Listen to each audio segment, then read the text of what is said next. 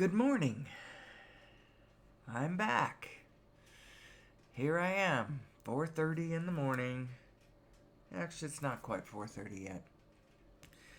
And I'm getting ready to start the show. Who am I? As a matter of fact, I've started.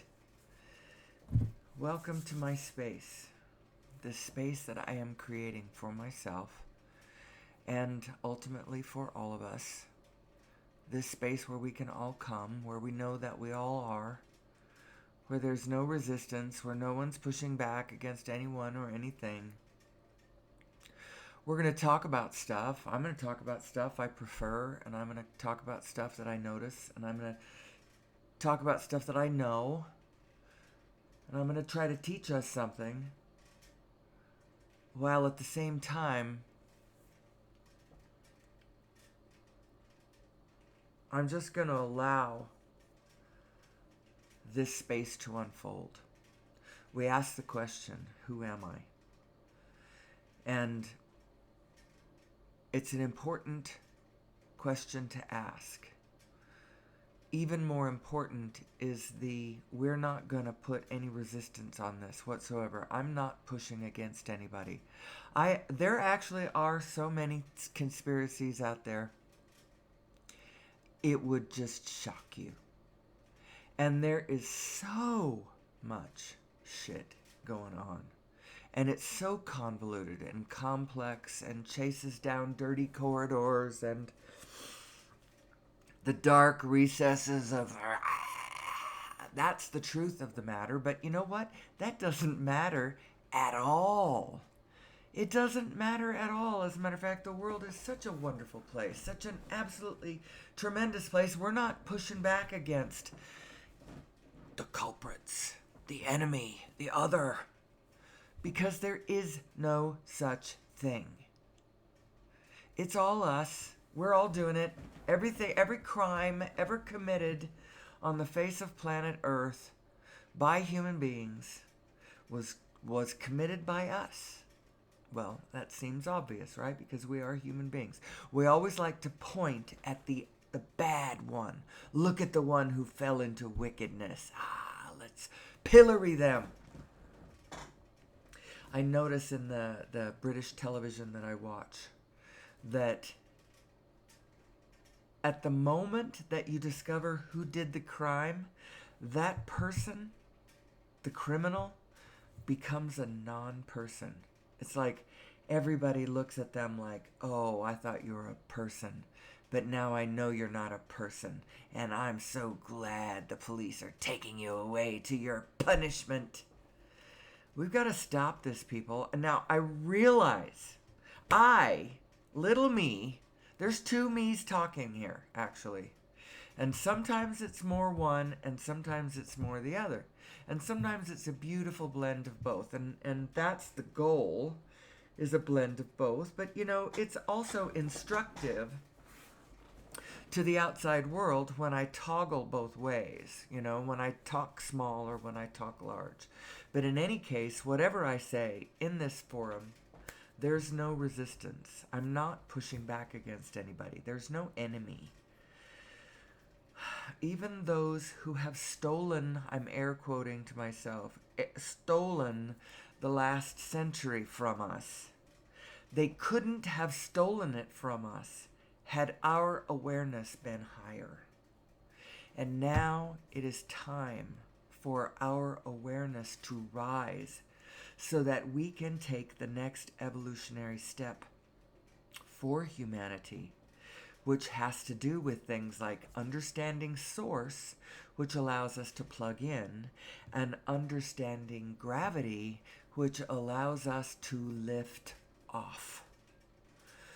That's what we're looking at. And the solving of one set of problems is going to open up a whole new can of worms. But I don't know about you. I'm ready for a new can of worms. I'm tired of the old can of worms. The old can of worms involves things like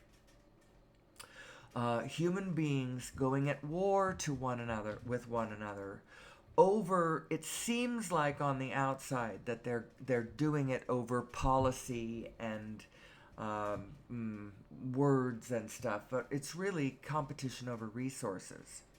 Because everyone has to plug into the human supply chain. If you want to get Pringles or smartphones or airline tickets um, or, you know, you have to have the money, you have to monetize, you have to capitalize. And that's just the way it is. And largely the currency these days is based on energy. Energy certainly is a huge tradable commodity on the human supply chain. It's one of the biggest, it's one of the major ones. You know, people buying fuel for their transportation, buying fuel to run their houses so that they can control the climate that's getting increasingly unruly. That sort of thing you got to monetize so that you can plug into the supply chain. Well, thankfully, these days there are more and more creative ways to do that, since in the broader perspective, since in the true universe, currency and attention are the true units of currency, of value, because where you are focused and how you are focused equals what is literally unfolding in the quantum field, because that's how it works. So these days with the internet, all you have to do is draw eyes and you can monetize. Now, I don't think that that's going to last forever, you know, as far as just being able to get out there and do some jackass moves and, you know, you get lots of clicks on the internet. Well, actually, it's interesting. That's a valuable lesson for us all to understand who we really are. And it gives it that ability, that way to monetize has allowed millions of young people to stay alive and stay afloat. And they're learning how to be seen with one another too. You know, there's good and bad. But I'm not pushing back against anything. The forum is who am I? The rules are it is what it is. We push back against nothing. As I've said before, you certainly don't want to push back against anything negative, because anytime you do that, what you're pushing back against gets hot and multiplies. It's sort of what we did with Trump. We pushed back against him. Resistance, resist! Whatever you do, resist him. And he became way bigger than he should have been. At one point, we could have laughed him off as a buffoon, but instead we took him seriously and resisted him, instead of going our own happy way. We shouldn't have stopped and pushed back. It actually is what gave his movement power. Because the problem, the enemy is not the other. The enemy is the polarity, and we have allowed ourselves to polarize. You know, even when I look at the Democratic stuff that I look at, which I look at very little anymore. I've unsubscribed to almost everything. There's one little outlet I still allow them to speak to me. And then other than that, I go in and I find my own, you know, whatever large news breaks through. My husband tells me some stuff about the main things that are going on. I got the gist. I know what's going on in the world. You know, the details, another this, or, oops, they're shooting, whatever. In a way, they don't matter. In a way they do, because there's fine-tuning details of actual reality movement that the nuances might actually matter. But if it's just noise coming in from the cacophony, from the rat race or whatever out there, it doesn't really matter. The big things will break through, and the things that will go down in history, they break through even my reluctance to watch the news these days. Anyway, I've done so many asides that I'm not sure exactly where I am. Give me 1 second. Yes, I was talking about polarity in the field is actually the problem, and when I watch my own, I see that they are very reluctant to ever give the other side anything, and vice versa. And that's just not reality. The thing is the Republicans are not monsters. They are human beings, and they love America. You know, and the Democrats do too. And we have good ideas, and there are places where they're, and even in the places where I would disagree with the other side, I can sympathize and empathize with the direction that they're looking. It's like, I feel you. There is a problem when a nation is aborting too many babies. There is a problem. And the reason that it's a problem is because it means that they have not gotten a connection to their abundance. They're in a world of scarcity, and their women are they don't feel safe. They don't feel supported. They don't feel and it just becomes a matter of fact, should we let this baby happen or not? Instead of, we should always be loving the babies that are coming. We should have really excellent birth control for women who want to control it. I still believe that, but the fact that even that happens as much as it does, we are very, very fertile. And when we conquer the forces that cause, half of our babies to die, naturally, then we have to do something about our own. But the abortion part, I do understand what the problem is there. But we shouldn't be pushing against each other. We should all be stepping back into a bigger frame and see where we all fit into this bigger frame, because we're all here. We're here. Deal with it. And you cannot subtract any group of people. Oh, if only those MAGAs were out of the way, well, the world would be a peaceful, wonderful place, wouldn't it? Well, it wasn't a peaceful, wonderful place before they showed up. And they're actually just a reflection and a statement of the not peaceful, wonderful thing that we got going on. And why do we have that? We have that not peaceful, wonderful thing going on if wherever we do have it. Now, I actually believe that the preponderance of the situation on the ground is well-being. It's human beings loving each other. It's more billions of human beings playing at any given time on planet Earth than has ever been seen before. Playing golf and, dipping in the pool and cruising through the Caribbean and, sitting, eating pork at a luau or, whatever. The fun things, the things people do for fun is, first of all, more than they have ever done in history. And second of all, in my opinion, it's the only things that are really helping us. The things that are helping us are the things that we do for joy. The things that we do for fun. The things that we do for love. The things that we do from an impetus based in the fires of our own desire, because that's where our inner being lies. That's where she's trying to speak to us, through our desire, through what we love. And this is where human beings get mixed up. It is absolutely mandatory that you find the path for you, wherever it is, and don't worry about the rest of the world for a minute. The world will benefit from you understanding your own equipment, and it's okay for you to just look at where you are right now and not solve the problems of the world in any given moment. Right now, it's important that you understand your own equipment, and your own equipment demands that your consciousness needs to identify desires, or you need to identify desires and move towards those desires, whatever they are.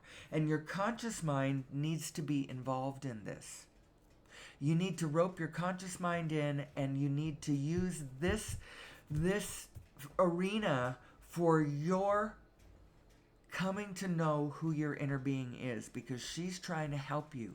She's trying to guide you as you identify what you're trying to track down, and then she's giving you the warmer, colder, and the way she's doing it is through your feelings of desire, your positive feelings of, ooh, this feels good. This is happy. This is comfortable. This is joyful. This is passionate. This is, whatever. You're following your feelings when you take a thought that brings you up against a feeling that is different than that has resistance in there, that feels, ooh, that's not quite it.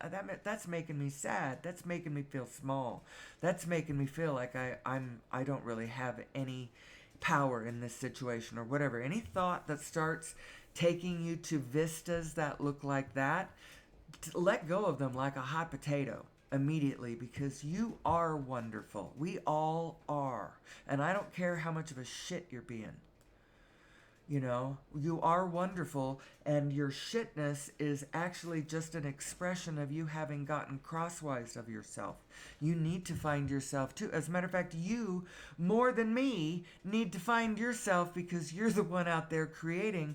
You're creating a shadow energy accidentally when you cross your energy stream. And I don't want you to do that, because when you do that, it affects the field, because we are a field phenomenon. I cannot escape the power of your energy, and you cannot escape the power of mine. Not ultimately. Now, I mentioned that you cannot subtract things from the picture. See, it all depends. Subtraction consciousness is this thing that I talk about. It has to do with when you are evaluating our larger context. When you do that, you cannot subtract anything from the picture. You can't just say, you can't do it in your mind. You can't try to do it in physicality. Let's just go subtract that, and then all will be well. But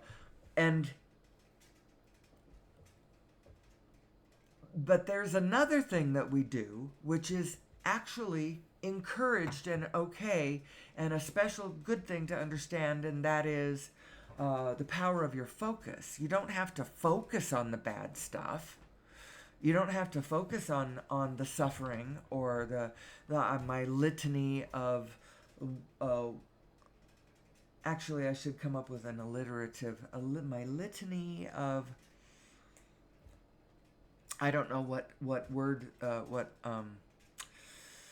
synonym for woes would start with an L. Or what synonym for litany would start with W. My little short list of woes. Sixth mass extinction, global warming, human suffering, like starving babies, wars that don't end, authoritarian psychosis, especially in my own individual government. That's a problem with our government. Scarcity in general. Forcing everybody to have to plug into this monetary thing in order to survive, because none of us know how to grow food anymore. I try even to grow in my own backyard, and unless you really focus on it, unless you really use the tools and your heart and plug in, you can do it. But it's not easy to grow food. You can't just grow food and then go about your business, doing other things. Growing food has to be what you're focusing on, and you get up in the morning and you work on, conquering accommodating the bugs and the squirrels and the birds and the drought and all the things. So we have to monetize. And it causes small nations to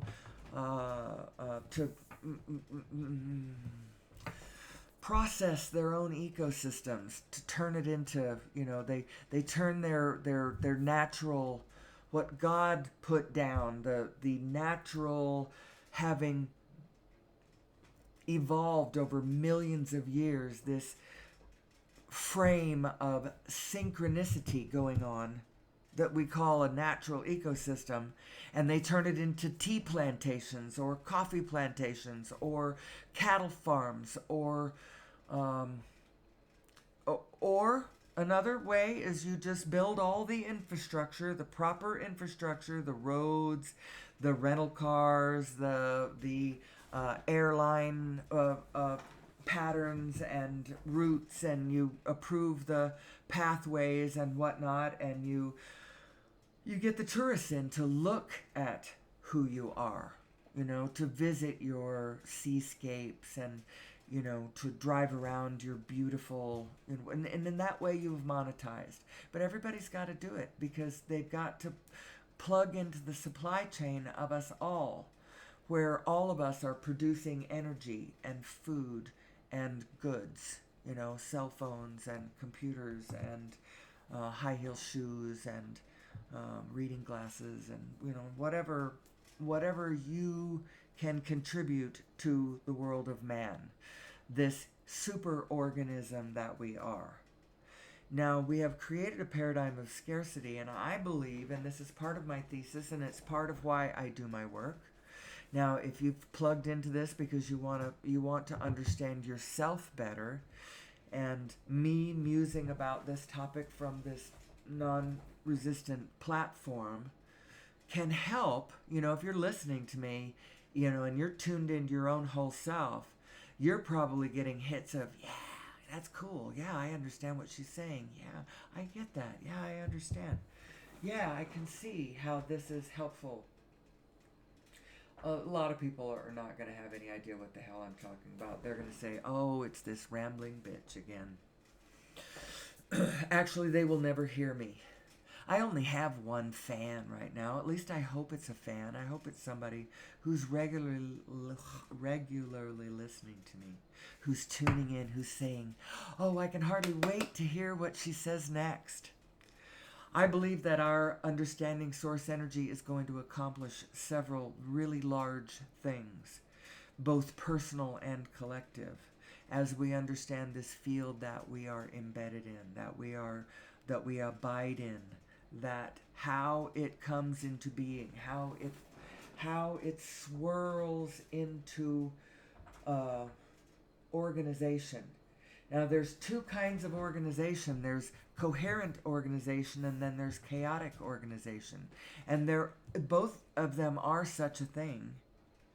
One is like a storm of, and actually they might be exactly the same thing.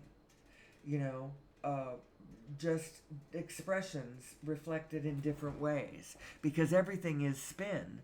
And actually you can see that both of these ways of organizing are both spin. One is a little spin of chaos, like a tornado or a hurricane. You gotta know that is both organized and chaotic, as it throws all of the rest of the order around it into chaos through its organization of spin, So both of those are organization, and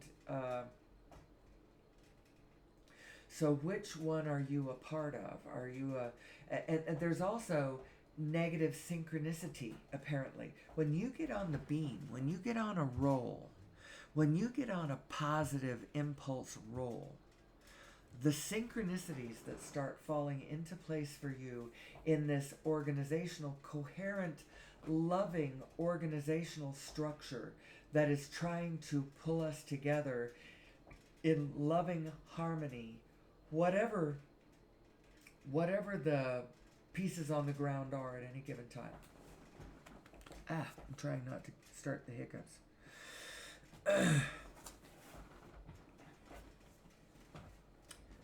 Let me start again. You have both these kinds of order. Oh, I know what I was saying.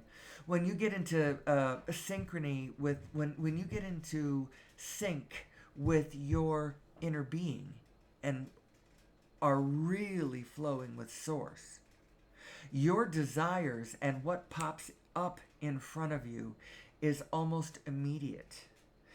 Jean, what's her name? Jean, I did a course with her. She's an old-timey Houston, Jean Houston, I believe that's her name. She has a story of, so of course she's walking down the street with,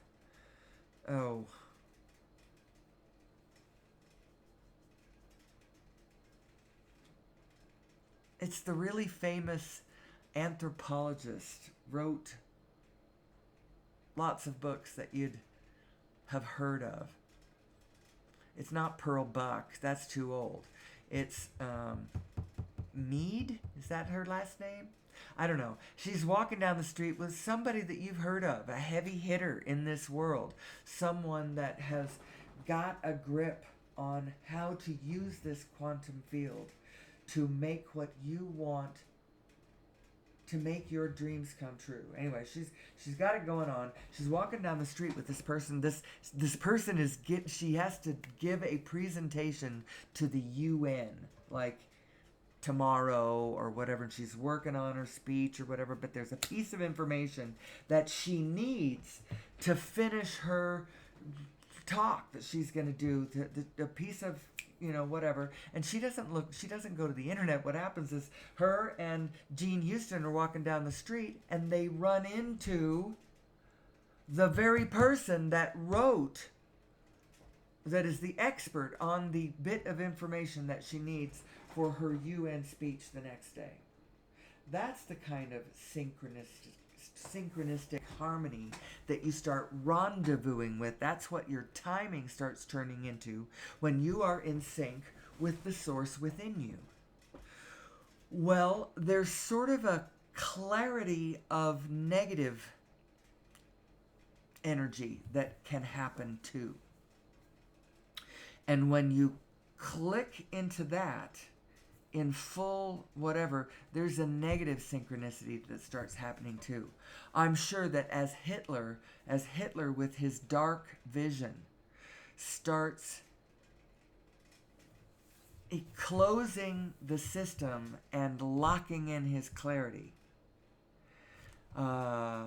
he starts beaming this consistent stream. He starts resonating with the sameness in the field around him, and he starts synchronistically lining up with the rendezvous with, he starts meeting the players that will be his main theme. As all of that plays out, there is a negative synchronicity where the rendezvous start being fortuitous in a darker way. But it's because the whole thing is playing out in front of us like a play on a stage as we watch these energies at work, how they work. How are you affecting the energies? The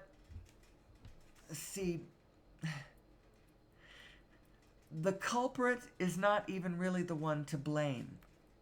We all need to step back a tick and see what the whole picture is and understand how it's all energies playing with one another. And millions of times a day, all of us are dipping in and out of the positive and negative energies. We're doing it unconsciously. We're doing it unknowingly. Unconsciously as in, you know it. But you don't know how it's affecting the rest of the field because you don't know who you are, and you don't know how your coherence or your chaos is affecting either coherently or chaotically the field around us. It is trying to organize us. And when we cross our own energy stream, we create this other kind of energy that's a chaotic storm that blows through our lives and knocks our houses down, It does it all kinds of ways, either on the wings of global warming, and what knocks our houses down is, the storms that become greater and greater and harder to deal with. Or it's a storm of human beings who aren't fed or who are not fulfilled, who are not heard, who are not loved, who are not, whatever. They've gotten crosswise of their own energy stream. And they've picked up the Shiva energy in the field around them, and they are, burning the houses down or knocking them down with bombs or whatever. We've got to understand how these energies work so that we can get the peaceful ones going. So that we can actually consciously create peace on earth. And you don't do it from the outside, you do it from the inside. You find your own peaceful, coherent alignment with your own inner being, and then you just be the best you that you know how to be. Don't push back against anything, because everything's there for a reason. Even the pushing back people are doing it for a reason. Every time they push back, they are screaming to the world, I don't know who I am. And then it just gives me more fuel, more energy to continue this work, to continue my quest for who am I. Because really, my creation, it looks like I am creating all these videos. I'm creating this show that I do that nobody watches. Someday, somebody will watch. Somebody will watch. Whatever I do today, it's going straight to archive, and somebody at some point is going to trace this back. And they're going to listen to every show, and they're going to watch me evolve from where I tentatively started with information I got from other people that I truly believed. I believed Abraham when she tells me. Now, the only reason I believed her is because when I input her ideas, they clicked into what I had going on. I had only ever, all my life, ever believed things that made sense to me. I have never believed anything that did not make sense to me. But things that I didn't believe, I didn't throw it out. I put it in this other place, into this place in my consciousness. I call it the place where everything goes. And you put it in there when you don't know what to do with it, but you know you ran across it. It was a vibrational frequency that oh, okay, there it is. I don't know what to do with that. I don't know how that fits in, but there it is. So it goes in there. It's a place where everything goes. That's different than that place where you believe things. That stuff that where it goes in there because I know it goes in somewhere, but it's not because I believe it, but it's because, a good example was people bearing their testimony in church. Now, the words that they're telling me about Jesus and stuff, the words that they're telling me about virgin births and miracles and stuff like that, I'm not taking it quite the way they are handing it to me, but you still can't throw it away, because the what you put in that place where everything goes is the truth that I'm sitting here in a church building watching people who are emoting. I can feel the emotion that they are giving, that they're putting out. I can tell that they believe what they are saying. They want me to believe what they are saying, but it doesn't really make any sense to me, so I'm not quite believing it, but this seems significant. I don't know what to do with this. This is going into the place where everything goes. I will understand this at some point. I'll just put it in there. I'm not, that's not going into my belief structure, but it has to go into that place where, now, you don't have to always look at everything. Abraham is right about that. Be a selective sifter. Learn how to start noticing the things that you like about the world. Notice the things that are going well in the world. Notice the things that you love.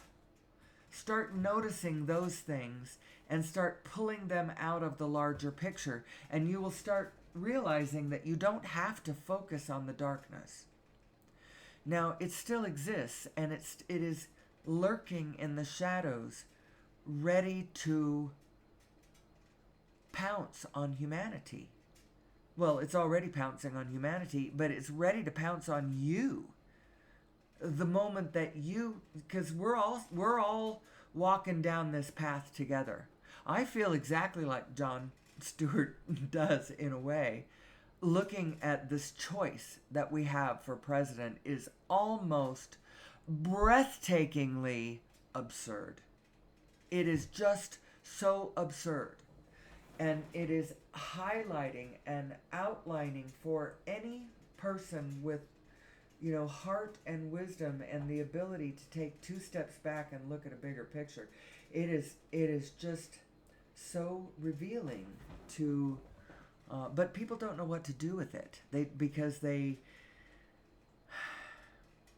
Well, this is where I think that knowing who we are is helpful. Really, really helpful. We don't actually, our physical mind doesn't necessarily, every single physical mind does not necessarily have to understand everything about our situation. This is really what every physical mind needs to do. Every physical mind really only needs to line up with. So this is where I get to. I've been waxing, I've been free form. I've been free association. No, what do you call that? It's stream of consciousness.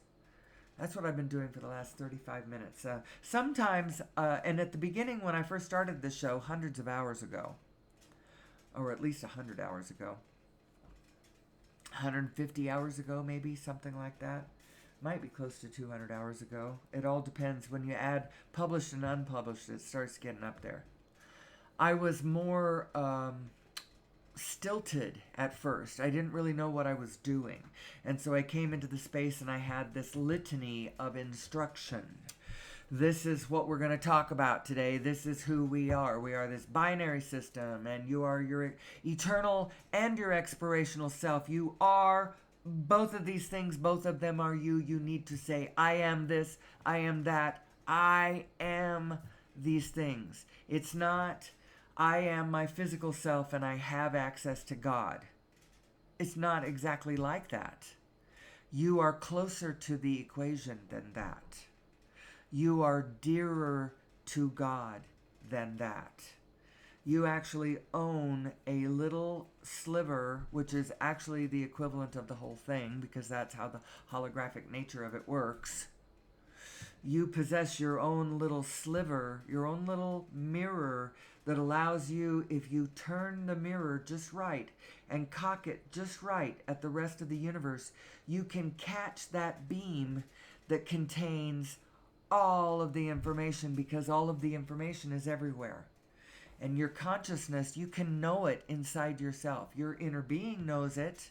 Your inner being can see all of the information, and you have access to your inner being, which is actually also you. It's your little sliver of God that you are. Now, you are not God Almighty to the exclusion of the rest of it. And then actually the conclusion that you have to come to after that is that we are all God. We are all the masks of God. Joseph Campbell knew this.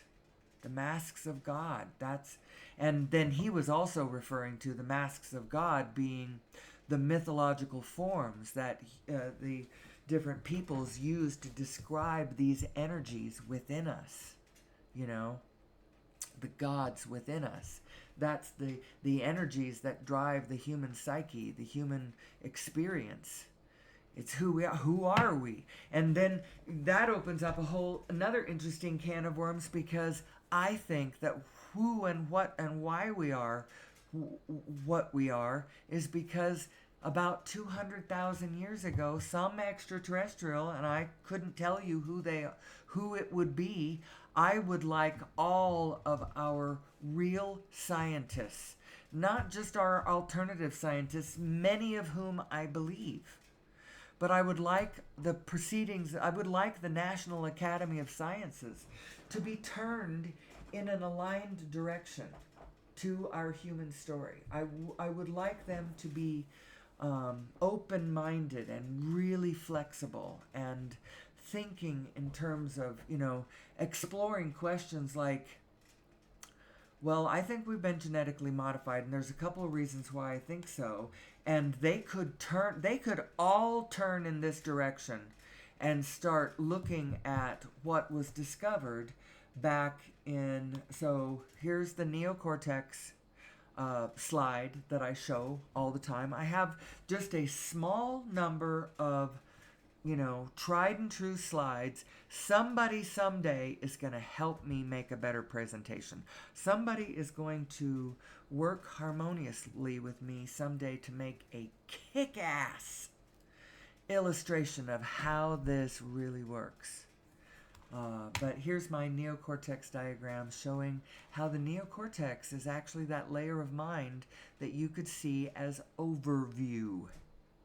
You know, sitting higher than the others, able to make a determination. So just because somebody's running at you, you know, waving a stick, your overview mind knows that it's the neighbor's kid and he's not, gonna hurt you, and I don't need to react with territorial threat, you know, or anything like that. So your neocortex gives you this overview, this ability to make a different call than the knee-jerk reaction at the surface was giving you. Well, that's actually, you could say that your neocortex is to your lower mind what your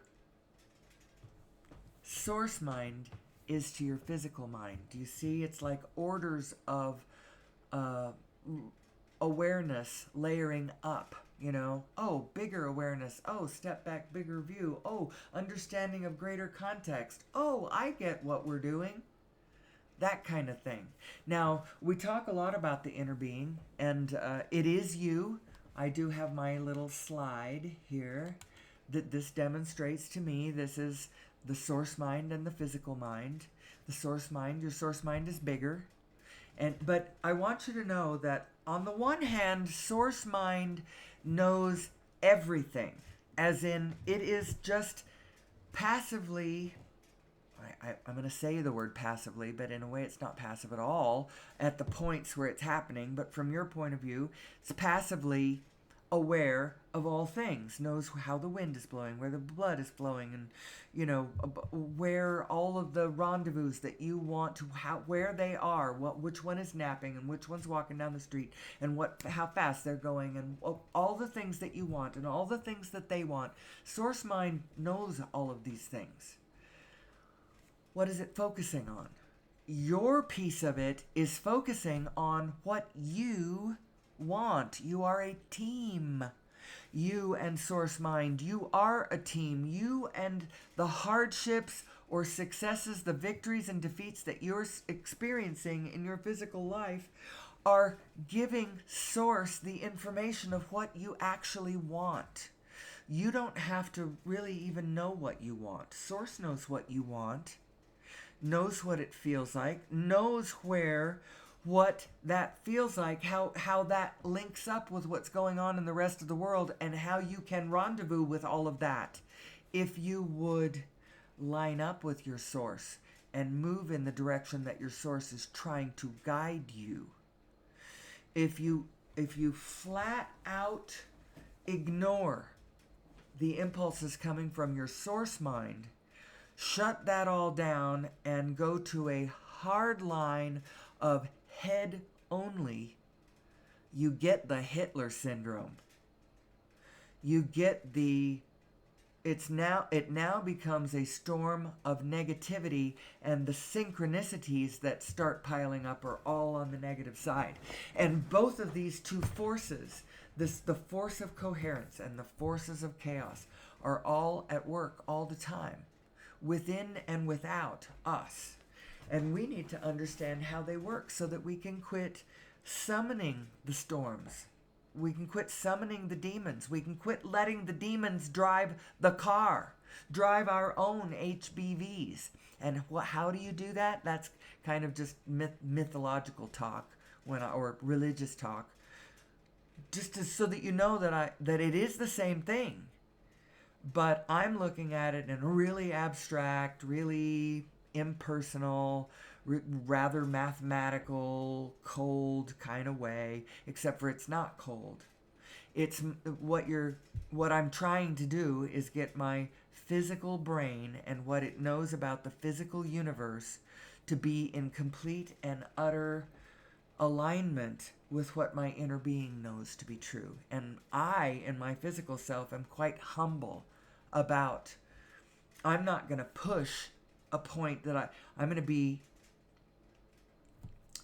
flexible and humble, but I stand firm in what I see. And I'm not swayed by others, but I already know that their point of view fits into the greater picture. I know it does. And so no one can knock me off track anymore. You know, I am not going to be swept away into a different spirit by somebody who comes along with something that I then added in and go, oh my God, that changes everything. I already know that everybody's stuff fits into my picture. It does. And so I float in a kind of flexible way. I certainly, from this position, I would push back against nobody. And that's the point. Don't push back against anybody. There's no reason to push back against anybody. When we started building cars, when we moved from horses and buggies to cars, you didn't exactly have to push back against the horses and buggies. You did have to address current infrastructure. And you realized that you had to start building slightly different infrastructure, and that you no longer would need as many barns and stables and pastures, but you would need more garages and more mechanics and more, whatever. And it just started flowing that direction. Well, that's all we really need to do. We don't have to make a quantum leap in order to make a quantum leap. You can go next logical step, next logical step, next logical step, and just let it unfold. We can flow gently, gently down the stream. Merrily, merrily, merrily, life is but a dream. Row, row, row your boat gently down the stream. Merrily, merrily, merrily, merrily, life is but a dream. You know what? That song is jumping out at me as way more profound than I ever gave it credit for. Wow. Yeah, there's no reason to push back against anything. You can just identify in your sights what you want and just head that direction. And right now, what I'm doing, it looks like I'm creating all this product, air quoting product being these videos, but actually what I'm doing is I'm creating myself. I'm creating myself. And what is myself? A creature who easier and easier can put these ideas together, and they are now almost second nature. I know how these ideas play together, how they hold one another up, how my understanding of unified physics, layman's view as it is, it's totally layman. I don't know the mathematics. I can point to the formulas, and I can tell you that I believe these people when they say that they understand this language and that this adds up.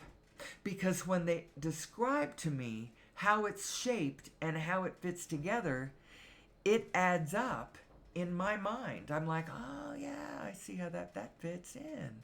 That fits. Oh my God, I believe you.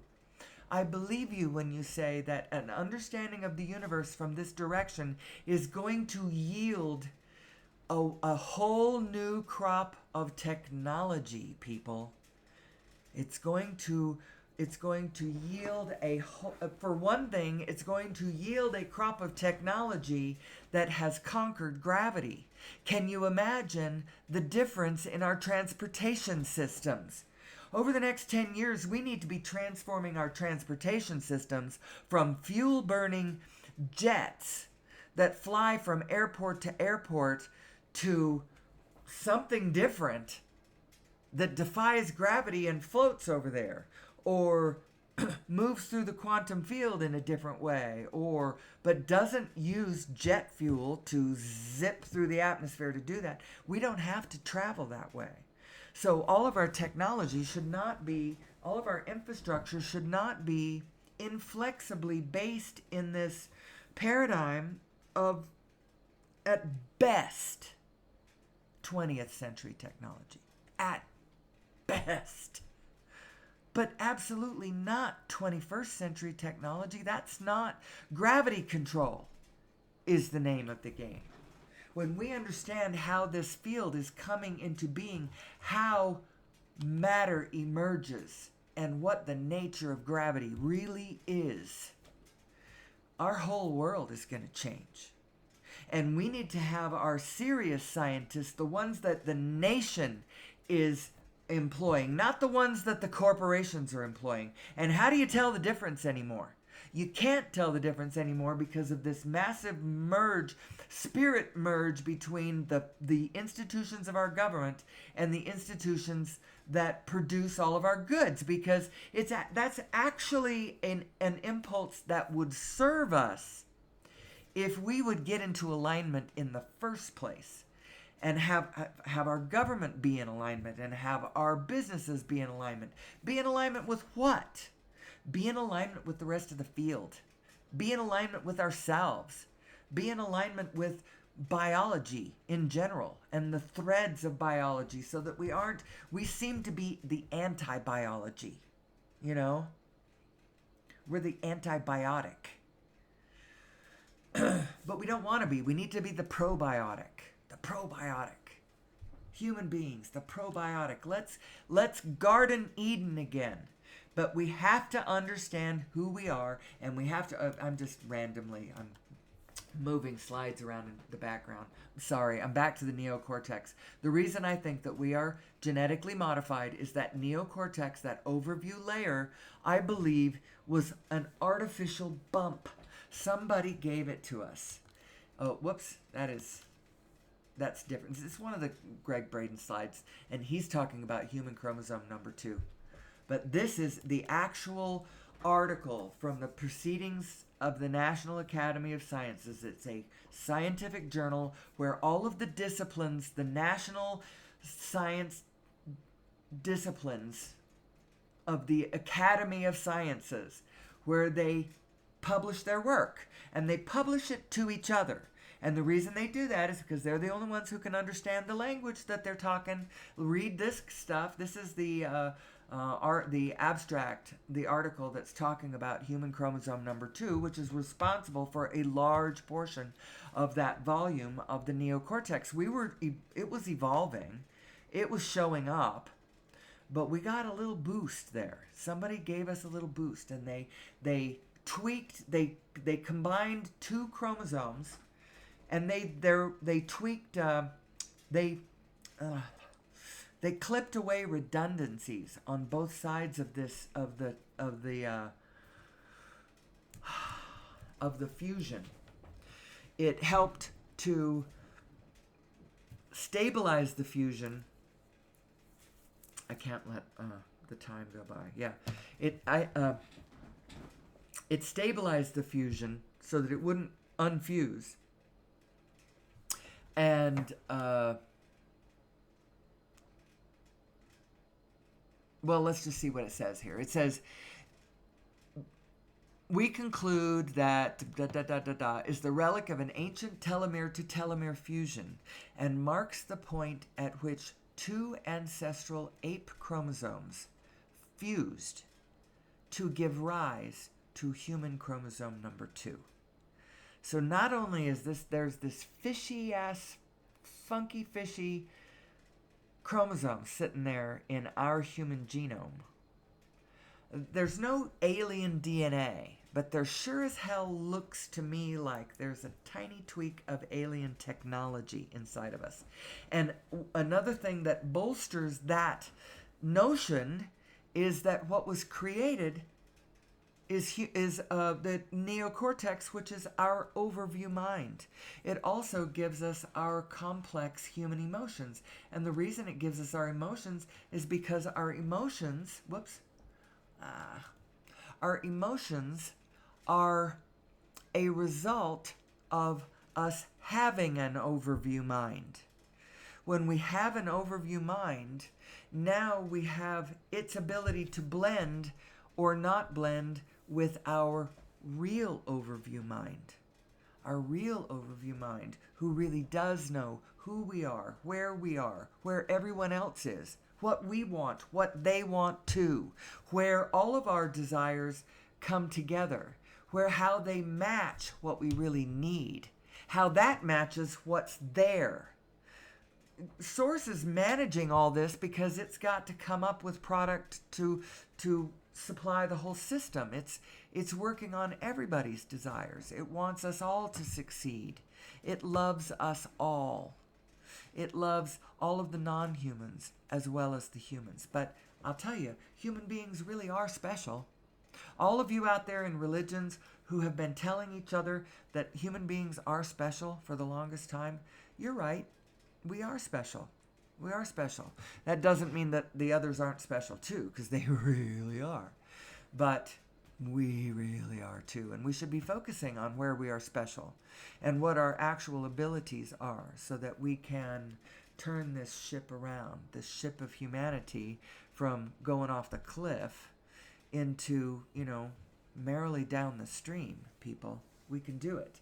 The biggest thing I think we need to do is get off fossil fuels. And the first reason why we haven't done it incrementally, this is where the first conspiracy comes up, at least in my narrative.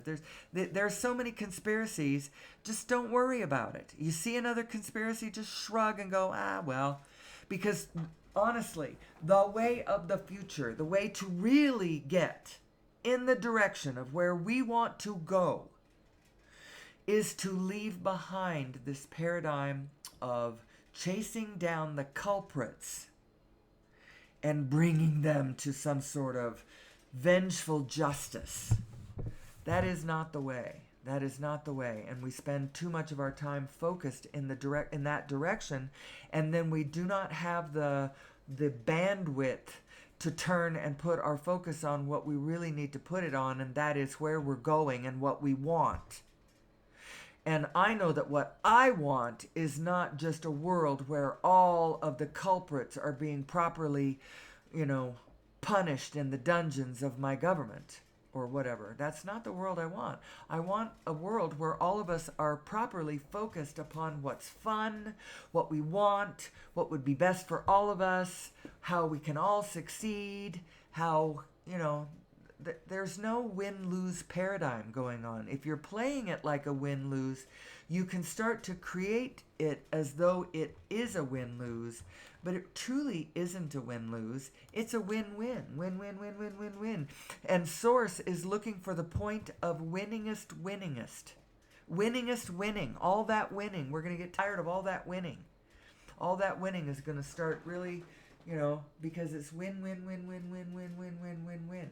Now, Trump was right when he said that, in a way, but he still nestled it in a great big paradigm of win-lose. I'm winning and you're losing, and if you go with me, you're going to get tired of all the winning because it's just going to be win-win-win-win-win-win. But he's still sitting in a paradigm where the assumption is, I'm winning and you're losing. Well, that's not the right paradigm. It's not a win. It's not actually a competition. It's a competition of cooperation. Who can cooperate with the most in the most life-supporting, beneficial, need-supporting, love-supporting way? That's who wins the game. Not who dies with the most toys or who amasses to himself the most power and defeats the most enemies or whatever. There's all kinds of ways to play the game. That notion of your so there are primary assumptions up the operating system, and one of them that you really need to examine is how you see the object of the exercise. What is the object of the exercise? Is it to amass all the toys? Is it to learn who I am? Is it to stay alive no matter what? Is it to learn everything I can about? Is it to sacrifice myself to the greater whole? Is it to find a place where I can throw myself against and sacrifice is it what? What is the object of the exercise? If you're like most people, it's probably not well articulated within your mind. And maybe you need to go do that. Actually, spoiler alert, in a way, the object of the exercise is the exercise itself. However, if you will line yourself up with your inner being, you will find that that exercise itself unfolds unspeakable beauty and grace and breathtaking freedom and love and harmony and bewitching complexity and satisfying opportunities for creativity and blah blah blah blah blah. Anyway, you get what I'm saying. If you turn it, if you align yourself with your inner being, you are flooded with a deep sense of powerful, loving, connected meaning.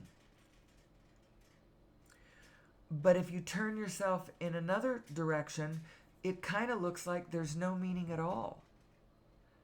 That you're the one interpreting, you're the one bringing the meaning to the situation.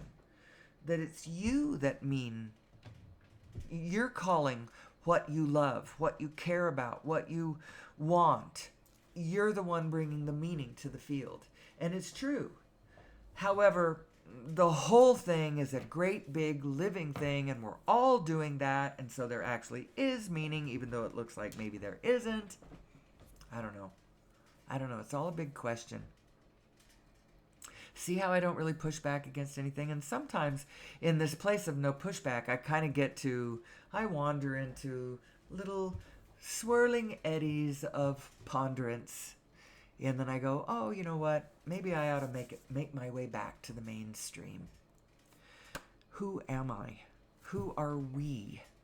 Who is humanity? Where did we come from? Where are we going? How did we get here? We already discussed that one for just a minute. Now, I would love to see our real sciences, our real mainstream sciences exploring all the things that I'm talking about here.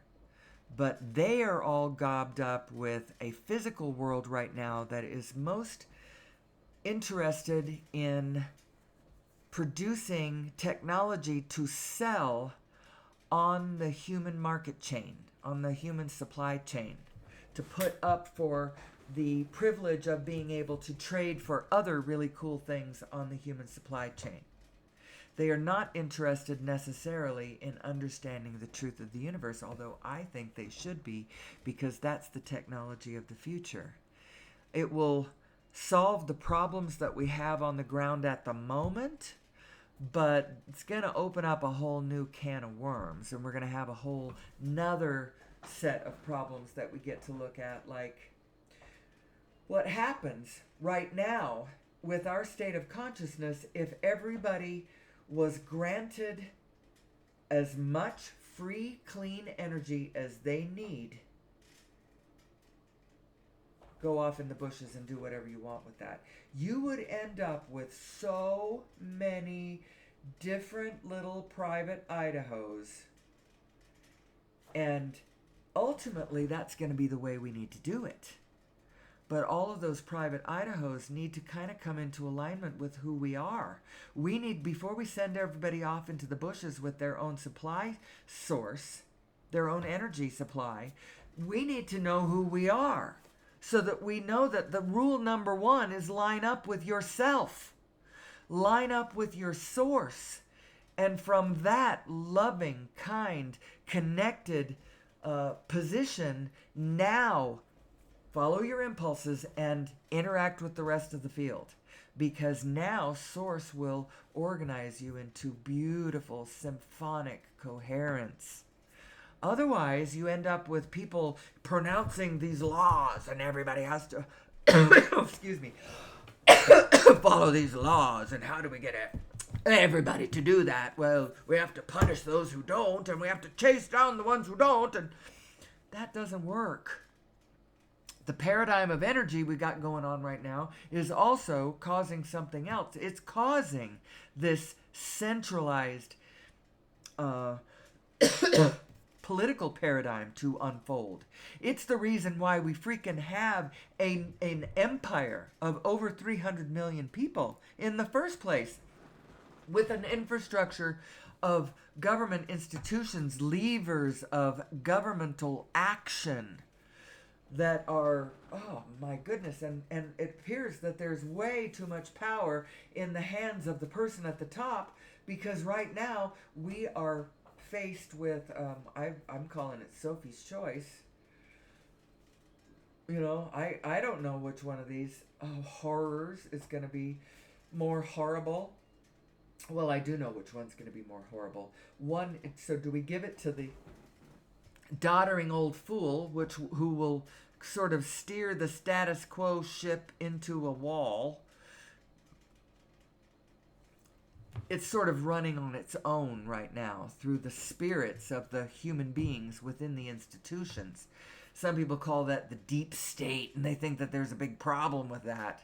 Actually, the emotionless deep state, that's not really the problem. The one that's political, that can be changed with whoever comes into power at any given moment, that's the problem.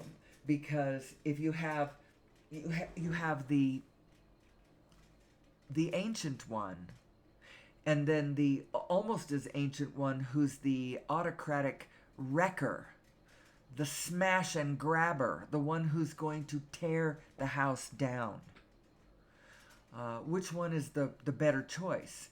In some ways, the house needs to come down because we need to organize slightly differently, but it doesn't matter. Right now, political commentary. That's gonna have to come from another day, because in order to even enter that arena and start understanding how to make heads or tails out of that, you really need to know who you are. You need to know who we are. You need to know what it is to be a human being and what lies within the psyche. And I'm not pushing back against it. It's not good, bad, or indifferent. It's just, it is what it is. We have this particular configuration, this binary configuration, source mind, physical mind. And when we are in alignment with those two selves, we are in sync and in step and in flow with the reality of the physicality of the physical world around us. And when we are out of step with our inner being, then now we are out of step with reality itself. No wonder a problem occurs. Now, what it looks like mechanically on the ground is I cross my own energy stream, a shadow is created, an energy form is created that now is sitting there ready to be picked. If it starts to get too, if the frequency, if the, the momentum of that gets strong enough, and momentums are built to increase, whatever momentum you got going. If you continue your focus in that direction, the momentum will build. And so now you've got laying around this energy that if it gets enough momentum, starts actually causing chaotic storms. People, so what do I mean? What do I mean? How does this work? Well, there really is only one thing you need to worry about. As an individual, there's only one thing you need to worry about. Now, if your physical mind is interested, you can think about this. I find it endlessly fascinating. And as I start observing my world around me through this lens, it's just so interesting. At the very, very, very, very worst, at the least, if things go down poorly around you, but you've got a grip on your own alignment, as you go down, you're going to pull a Mr. Spock. You're going to be like, fascinating. Oh my God, look at what's happening. Look at how this works. We really have all the control, too. The reason I'm not all that upset about anything is that we have all the control we need. We just need to take control. We need to take control of the only thing we can control, which is our alignment or not alignment with our inner being. Now, wait a second. I'm going to set a hold on one second. I set an alarm for my husband. All right, I'm back. You didn't even know I was gone. So who am I? Who am I really? And what are we talking about? Why do I keep yammering about fossil fuels? It's because more and more the currency on the supply chain, the currency that you can use on the supply chain is anything. Anything that you can produce or serve the human race is a viable thing on the supply chain, up to and including things that capture each other's attention. You know, that's commodities that you can use to parlay a position on the supply chain so that you can get your little certificate that says that you can go shopping. More and more it's petrodollars. It's the ability to buy energy. And so I always have to show you this, at least as long as I'm still putting this on my show. And this is where this links list is in the place where my video is being described.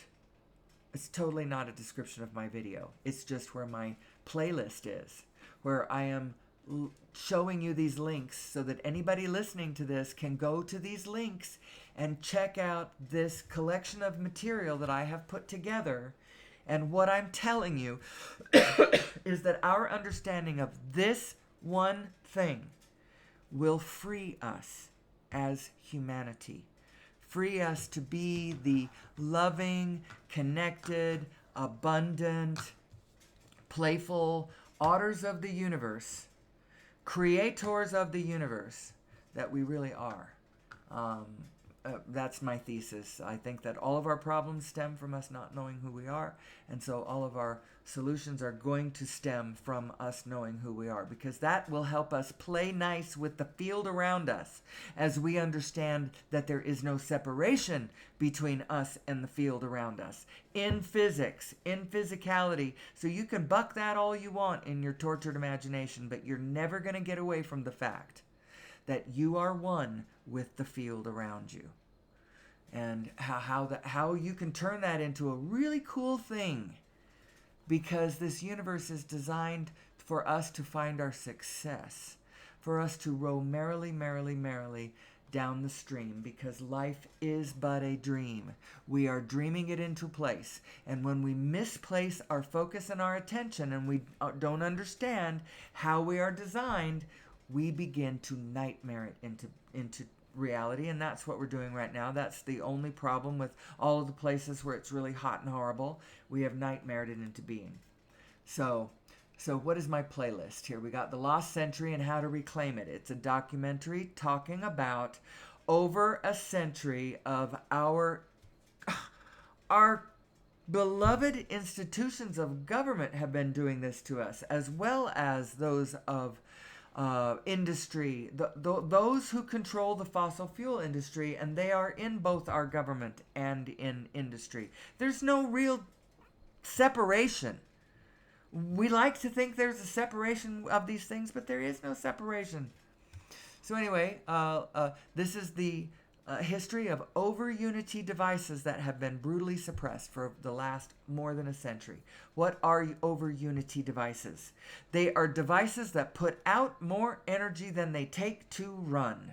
And you say, oh my God, that sounds physically impossible. Doesn't that defy some law of physics that says you cannot create energy out of nothing?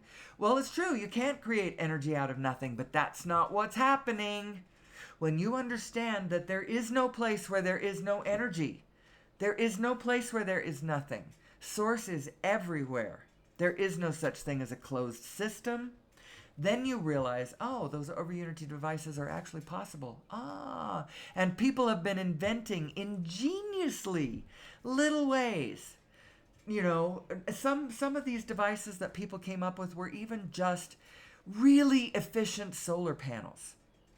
Deep sixth, national security problem. We do not want people to be able to go off into the bushes and just create their own little empires autonomously Nothing between them and the rest of the universe, because they'll make bombs and they'll drop them on us. We're a field phenomenon. You can't get away from it.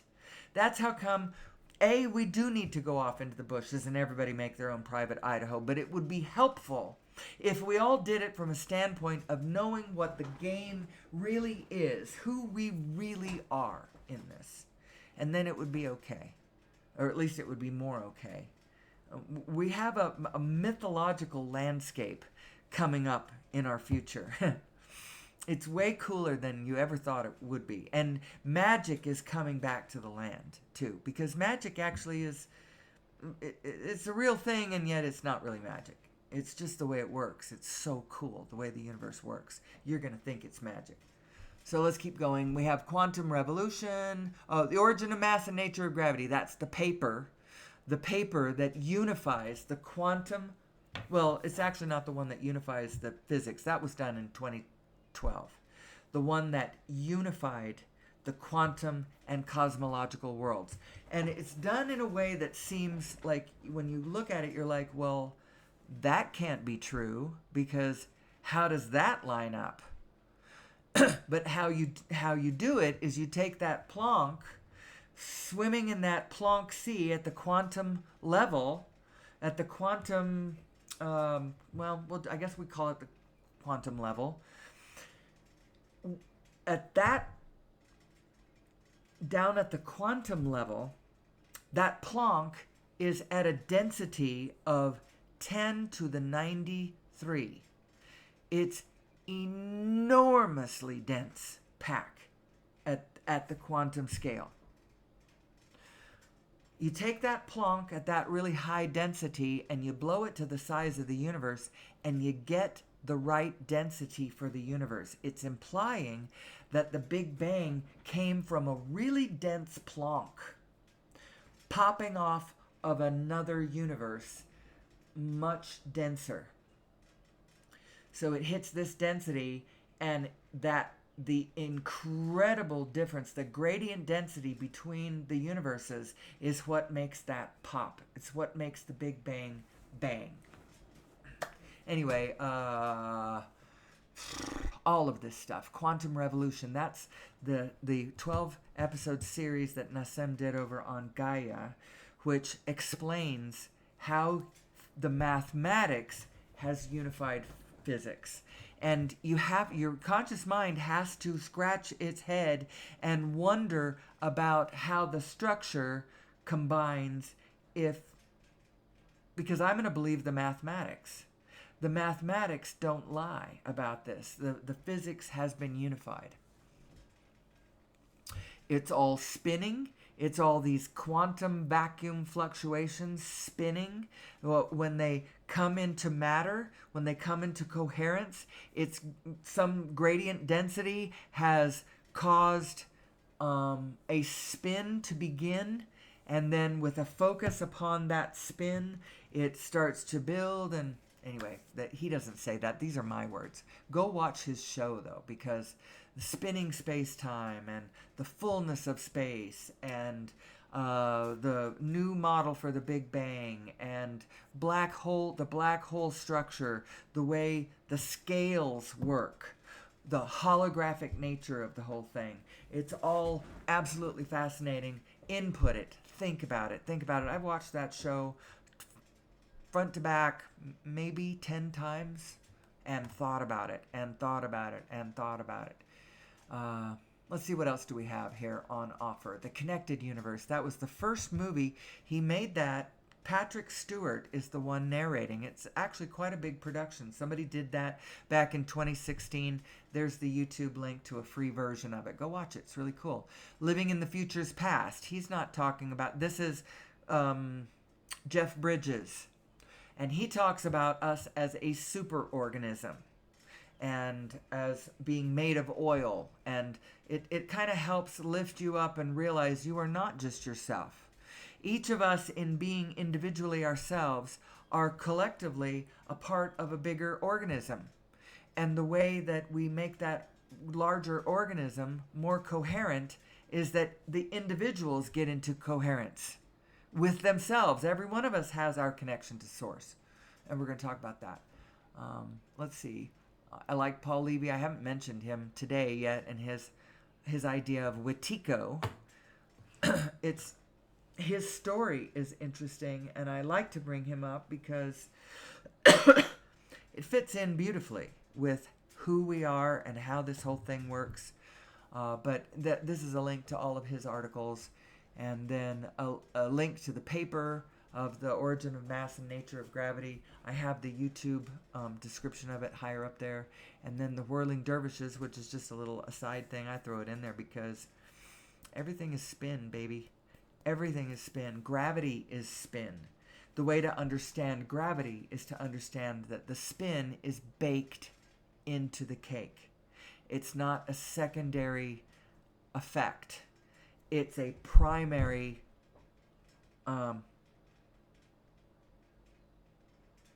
condition, function, foundation. I don't know exactly what word. It's primary though. Spin is baked into the cake as matter winks into being. So particles, real particles, as they're sitting there looking real, if you look down into any one particular iota of one, it is winking back and forth across the event horizon of the 0-point energy field. It's like a virtual particle. It's kind of there, it's kind of really not there. It's this whole thing is kind of a different way of looking at it than thinking about it in terms of a particle being just a probability, a collection of probabilities.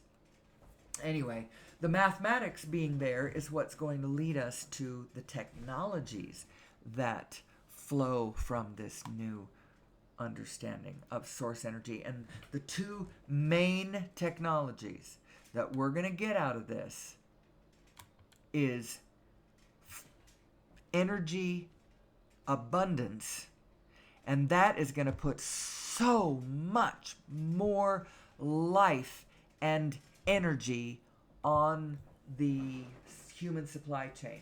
It's just going to be like a shot of vitamin B12 to the system to have more energy. So because people are going to be able to take this energy and go off and do whatever they want to do, which is, of course, going to open up a whole nother can of worms. Of course it is. The other technology that we're going to get out of this, besides unlimited, free, clean energy at the source of all energy, which is everywhere, we're going to get gravity control. And that is, of course, also going to open up another can of worms. But it's also going to be a blessing, because without having to have our roads be the way they are, we can still have tracks. We can create tracks around, so that people can follow these tracks, so that they can end up at locations that they want to end up at on the grid that's mapped, where people are located and all that kind of, so a kind of a GPS thing. I don't know. We're going to lift our vehicles off the surface of the planet, though. And no longer will we need to slather the surface of the planet in asphalt and concrete in order to run our vehicles. It's going to be a blessing. It's also going to be a whole new interesting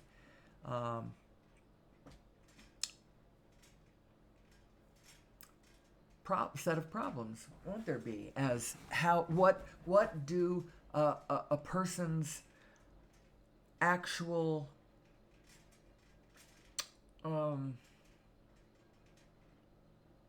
property lines, what do those mean anymore? You aren't going to be able to enforce them the same way, because fences won't matter. People can just fly right over the top of them, and we will realize that you can't divide up the world. It's a wholeness, and we all own it. And in order for us to be able to get along with one another at the level of 10 billion of us, which is probably where we're going to end up before we die off or align,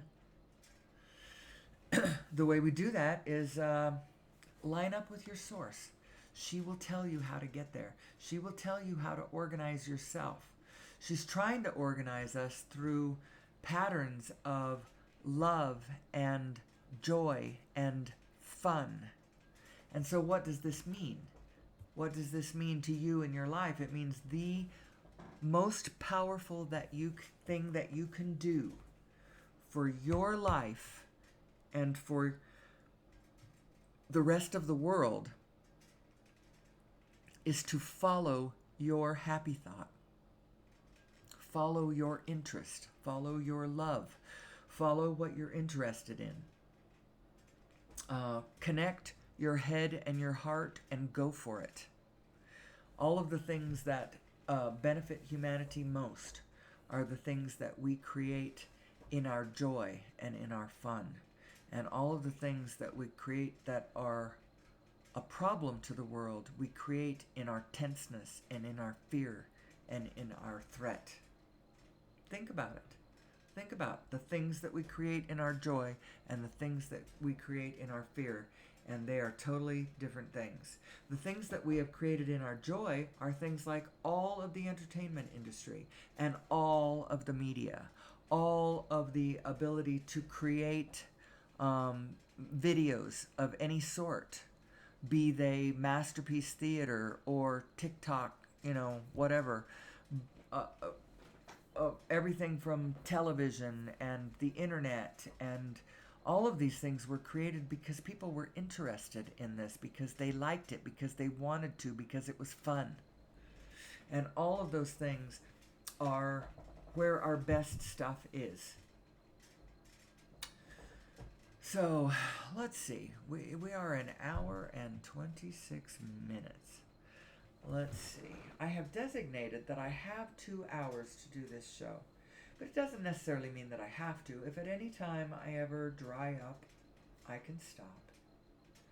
I do want to make an announcement if there is anybody that's watching regularly. I have in my plans, I'm hoping to do it before July is over. I want to schedule a day for my marathon. I'm going to start at the beginning, early in the morning, and without interruption. I'm going to have snacks and everything in here, and I'm going to just do a marathon show. I'm going to see how many hours I can put in the can, and then I'm going to post it. And we're going to see just how far afield my consciousness was able to fly in a 9 or 10 hour session of non-resisted, just musing about everything. Where are we going to get to on this? I might end up in Quackadoo land because, it is going to be kind of an echo chamber because I'm not going to have any guests. It is going to be me putting out my thesis. It's just, and elucidating all the aspects of it.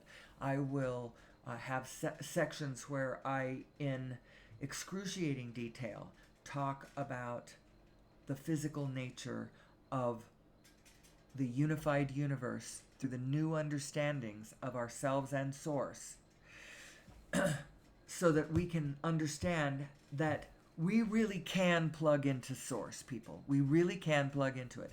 And the movie, The Lost Century, tells us how even before we get to the place where we can cleanly, purely plug directly into Source, that we can incrementally get off of fossil fuels a little bit at a time. And as we do this, we're adding new forms of energy to the supply chain of humanity, which allows more and more people to go forth and take action to what? Well, what we want them to stop doing is we want them to stop destroying their natural ecosystem in order to put goods up on the marketplace. What we want them to start doing instead is start using their local ecosystem and its systems of abundance creation to help them be able to create their own pathway to their needs. And then maybe also, depending on how they do that, they are also going to be able to tag into the supply chain.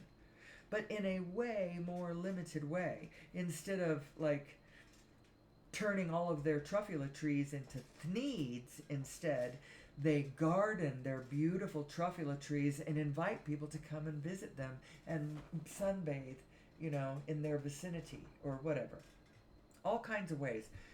Your source will give you the inspiration of how to do this lovingly, kindly, creating beauty and joy and fun and pleasure and abundance and security all along the way. How do we do this? You got to know who you are. Who are you? Who am I? Ooh, in just a few minutes, I got to make a phone call. So who am I and how does this work? What is my job? If my job is to line up with my inner being, how do I do that? What does it mean to do that? You say that with your words, but I don't know what it means on the ground. Well, what it means is to know that who you really are is not darkness. Who you really are is the love. The love is the only part of you that's real. Anything that is not love that's coming out of you is coming out based on you having gotten crosswise to your own energy stream. Your main flow is your source energy flowing directly downstream, gently, gently, gently downstream. What are you doing in your physical, that specific you on the right there? What are you doing? Are you blending well with the you that you really are? Or are you bucking the current? Are you balled up in negative emotion? Are you transfixed in staring at what you don't like? Don't do that. You are designed to notice what you don't like. That's part of the system. It's a blessed, perfect, necessary part of the system, but then get off of that and rejoin your inner being and know that source is on it. Source is on it. Source is on it. It's because it's vibrational. You create that better with your noticing of what you'd prefer. That's when you created the better. It's there. It's done. Now line up with it and flow to it. If we understood how we worked, it would be so much easier. So much easier. So where are we now? I know you saw this go by real quickly. The cymatic patterns. That's this one. This is an illustration of how it is all frequencies. It's all vibrational, and how the vibrations relate to the form. Actually, hold on just a second. Okay, I'm good for another 15 minutes, and I'll take another break. That was just a few seconds. I had to deal with some personal business. So here we've got this picture. This is cymatic patterns. Cymatic patterns. So look on upper right, lower left. This is how Hans Jenny, who was the pioneer of this work, originally was studying this phenomenon. You put a granular medium like salt or sand or something like that onto a metal plate, pipe a frequency through it, and it will form a coherent pattern. Change the frequency, it changes the pattern. Increase the frequency, it increases the complexity of the pattern. Very interesting. And then upper left and lower right, these are cymatic patterns appearing in nature, because it is true, the universe is vibrational in nature. And look at this snowflake. A snowflake is a cymatic pattern. And the reason it is because as that snowflake that is that little ice crystal is forming in the atmosphere is filled with an infinitude of frequencies. They're all over the place. Every thought that's ever been thought, every song that's ever been sung, every sound that's ever been made, it's frequencies out there in the ether now. It's all over the place. The universe is made of frequencies, and they're all over the place, and these snowflakes are forming on different frequencies. Every one a different frequency. Every snowflake looks different. Really interesting. I like to do that one because it helps illustrate that point. Then let's see what else we got. This is another one I like. This is my general slide that talks about your general states of being and how they are representing the brakes and the gas of your HBV, your human being vehicle, and how it is, well, it's almost your starship part, the internal, your consciousness as it is flying through space, flying through the universe and space and time. It's almost that, but it is your brakes and your gas. And how it works is, so you are either facing forward, in which case you want to get specific and you want to start going fast, or you are twirled up in your own energy. You've got yourself backwards and you're facing backwards. And now, if you get specific, you will begin to go 180 degrees in the opposite direction physically of what you want to do. So what you need to do is you've got to get yourself turned back, face forward, and then get specific. So your the general is what pulls you back. The general is the brakes. You have to know that this is your braking system. And a lot of people careening the hell out of control, they think that what they have to do is act more and more furiously and more specifically against this paradigm, this negative paradigm of physicality that they've got to somehow conquer or whatever. And in their doing so, they are actually walking in 180 degrees the wrong direction. And the more they act, the quicker they're doing it. So what do? Go general. Go general. Quit being specific when you're in the middle of a negative. The more and more specific you get about the negative that you're in will just build the momentum on this negative thing that it will never solve the problem. You will never go specific enough to the negative where you finally go, oh, now it's all right. That's not what's going to happen. The more and more specific you get about the negative thing that you're looking at, the more awful it will get. So what do? Go general. Just say something like, life sucks. This is hard. Sucks. And then get stable there. And then try to turn and find anything that's generally positive. Generally, anything.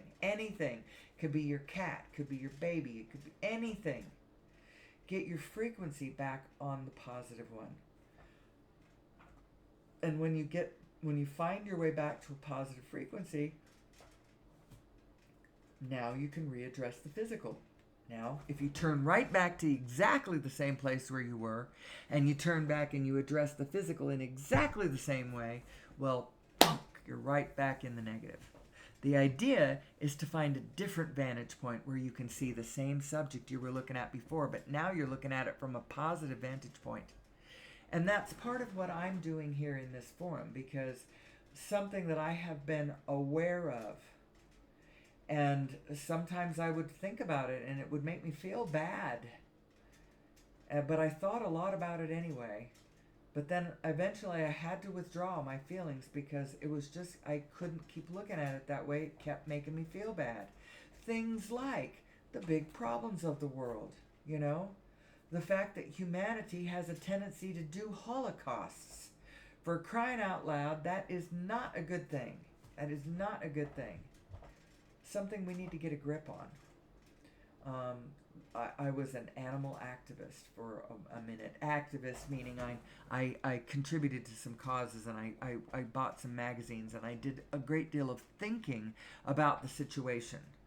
I didn't actually join anybody else, and I didn't do much acting because as I tried to tell people about this horror that was going on, I found that people could not listen to me.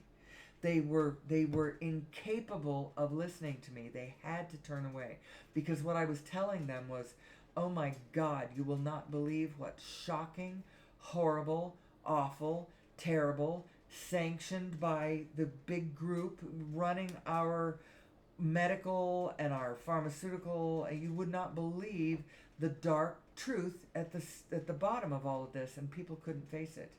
They not only couldn't face it because of what it implies about our medical models, but they couldn't face it because they love animals and they cannot bear to see what we institutionally were doing with the vivisection industry. I have no idea what the state of it is now. Probably terrible, but more secretive and maybe less overt. I don't know. Are we still torturing animals in labs and calling it science? I don't know. I had to turn away because it was so awful. I was losing myself. I do believe that this line of inquiry, this who am I line of inquiry, will be able to allow us to circle back around and collect ourselves in even the darkest places, the vivisection laboratories and the places in the natural world where we are destroying the ecosystem. That's another thing that was always bothering me.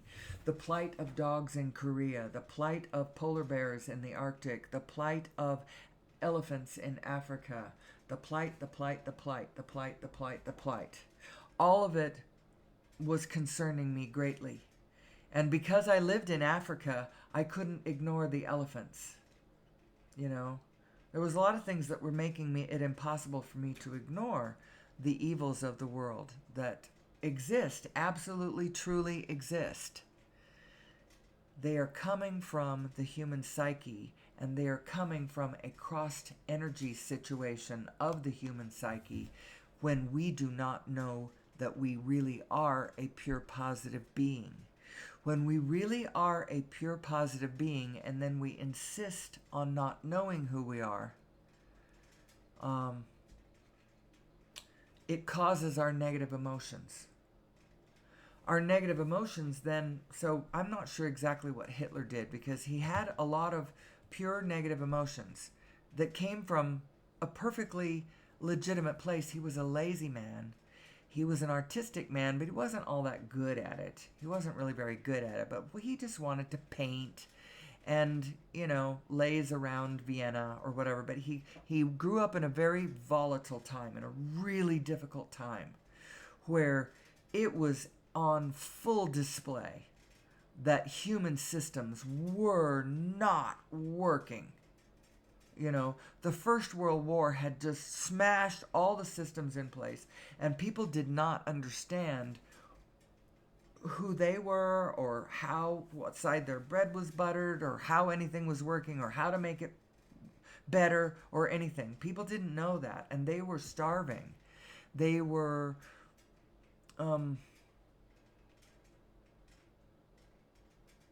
I think what must have happened, what made him different, is the way he divorced his heart from his head and then locked into a conclusion about something and then just ran the thoughts, ran the operating system from that position. And boy, did he go into the dark, dark weeds. We don't want, that was so raw. We don't want to do that again.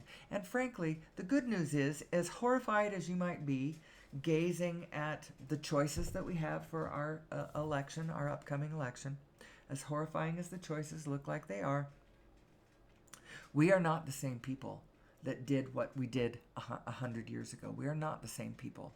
And we have our fun side, the fun side of humanity has been madly, furiously working hard to make sure that that does not happen again. Not on a global scale, not on a global scale of vast ignorance, the way that one, naivety. The naivety of the German people, because they had no idea that something that awful was even possible. Well, I'm going to take a break. I hope that I'm able to come back into the space because I haven't completely finished with my dissertation, not really. And besides that, I've been working on it. Well, I'm at 1 hour and 44 minutes. Well, I may just come back and wind up. I'm gonna leave it with this slide so that I will come back in and start with this slide and sweep up the last bits of my show, and then I'll be done until tomorrow. So hold on one second. If I sound a little bit different when I come back, it's because there's going to be some minutes of time go by before you hear from me again. Hold on. Actually, I've had an insight since I was here last. I've been gone for about almost a half an hour, actually. But I had an insight about... The insight refers to... So we're talking a lot about this broader perspective that you have. And there have been people who, have latched on to the broader perspective, and there's a lot of people who tend to do that. But my insight had to do with how necessary it is to lock in both the broader perspective and the smaller perspective. If you don't get your smaller perspective right, then your bigger perspective in some ways doesn't mean anything. You have to get an actual accurate read of the actual situation. You've got to have a good handle on both scales. And then you relate the two scales to one another. You are both your big self and your small self. You're not just your eternal self. You are this physical, expirational, temporary self also. You are a system combined. The reason I do the 5 kleshas, these are considered to be, from Buddhist philosophy, the root causes of all suffering come from basically not knowing who you are and what this field is that you're in and what everything else is, not knowing what's real, what is reality. I'm going to tell you right now, only the love is real. The rest of it's there.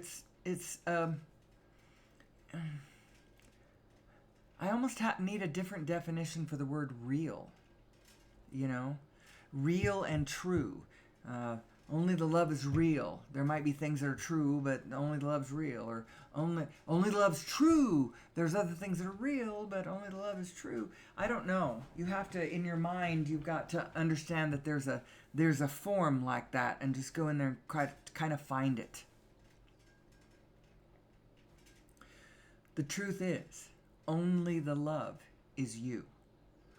The other part that you might be being, there's reasons why you do that. One is not knowing who you are. You don't align your two selves properly. You don't understand your own emotional guidance scale, which is trying to tell you how you are doing vibrationally, relationship-wise, between your two minds. Those two minds that are you. Those two minds that are tethered together. Those two minds that cannot help but give you a read on their relative frequencies. If you're thinking small, mean, disempowered thoughts, they aren't going to resonate well with what your inner being knows to be true. And so you're going to get a response within you that doesn't feel good. It's going to be negative emotion. Now, there may be something true about that small thought. You're giving, something's come up. Your neighbor's being a problem, being a pill. He probably is out of alignment. It's all of us. That's the only problem we've got going on, is that we are not aligning with the source within us, the source within us all, the source that we all are, this field that is blinking in and out and is both divinely separately made up of individuals, but also divinely a wholeness that we are all a part of. We need to get into alignment with this. And then, from that position, this is the best part of the equation. If you get into alignment, you should be free to do whatever you are inspired to do from there. And so our only job on this earth is to soothe and inspire one another to their alignment. And then let God sort the rest out. God will sort it out. It's sort of the opposite of kill them all, let God sort it out. It's like get them into alignment and then let God sort them out. It's that sort of, collective thing. So I wouldn't necessarily trust fully. Um, uh, Never mind. I'm not going to talk to you about what I wouldn't trust. That's not a good place to put my consciousness. Let's evaluate. We are at 1 hour and coming up on 50 minutes with a potential of 10 more minutes, but I don't have to take it if I don't want to, if I don't feel inspired to add more to this discussion. Daily do I do this discussion. It's kind of like it's becoming a ritual meditation for me now. I just come into this space. I have no sense of what I'm going to say before I step into this space, and then I just talk about this subject of mine, which is we need to know who we are so that we can effectively and accurately integrate with the physical field around us so that as a species we make it to physical success. Now, I believe that you do this through spiritual success, but the spirit, you don't even have to think about it that way. It's a frequency. It's understanding who you are and making sure that you are in alignment with yourself, because the self that you need to be in alignment with is the self that knows everything. And how does it know it? It knows it through the jiggle of space. It through the jiggle of this Planck sea, the cosmic jiggle of space-time, as the Planck field exchanges its information through an interference pattern, a holographic interference pattern, whereby the information of the whole thing is being transferred across the whole space instantaneously at all times through this. I see it as a point that all of us share. The point, this tiniest point, the one that we all share, where all the jiggle, I don't know. I've sort of devolved a little bit. It's going to be interesting to see the day that I try to do my marathon, when I'm ready to do 10 hours of, where does her mind go? Know that I am autonomously operating. I really don't have anybody around me. I am almost a hermit. I do bowl. I have a bowling league I'm doing this summer, the senior one. I used to bowl 2 bowling leagues through the whole year. Now I bowl ladies in the fall, and I'm senior in the summer. But I don't belong to any organized religion, and I don't belong to any group, and I don't work for any operation or institution or whatever. My husband's retired now too, so we're both just hanging out here. I'm not an active member of my family, although I love my family. We don't spend, I'm a hermit. And these ideas are all my own. I think that's all I'm trying to say. And it's an interesting project. And I know that there's a bigger discussion that at some point I need to actively be a part of. I need people talking to me about this. I don't need to be doing this all by myself. But for now, the Who Am I project is working just fine with just me, as I strengthen and coordinate the thesis that I hold, which is that if we knew who we were, we would do a better job on planet Earth. And I also believe that there is a tremendous future of fun and joy and excitement and freedom and peace and creativity beyond man's almost wildest imagination to imagine where we might be going.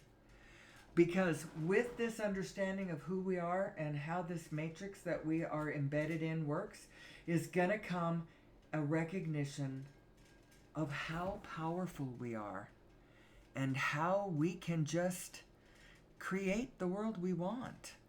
Co-create the world we want. Not create the world we want. Co-create the world we want with this magnificent living tool that we are both living on, a part of, inseparably